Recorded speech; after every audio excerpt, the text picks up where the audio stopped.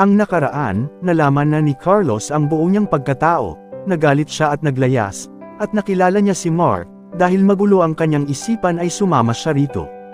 At sa pagpapatuloy ng kwento, pinaghahanap na ng mag-asawang sina Don Julio at Doña Hilda si Carlos, at ganun din ang kanyang barkada at pati ang pamilya ni Hana.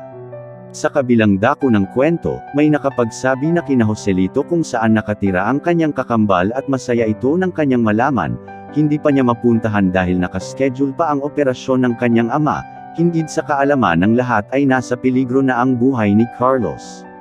At naisama na ni Mark si Carlos at dinala sa liblib at hindi mataong lugar. Sa una ay maganda ang pakikitungo nito, kinalaunan ay ginagawa na siya nitong saktan.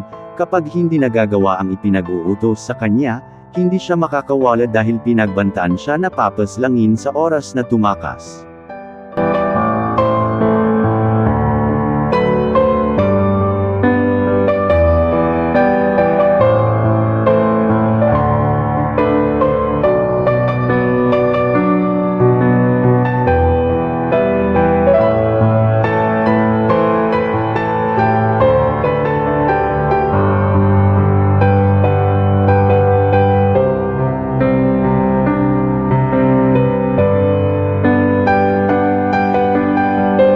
Mailigtas kaya si Carlos sa bingit ng peligro, at paano kaya siya mahahanap ng mga mahal niya sa buhay?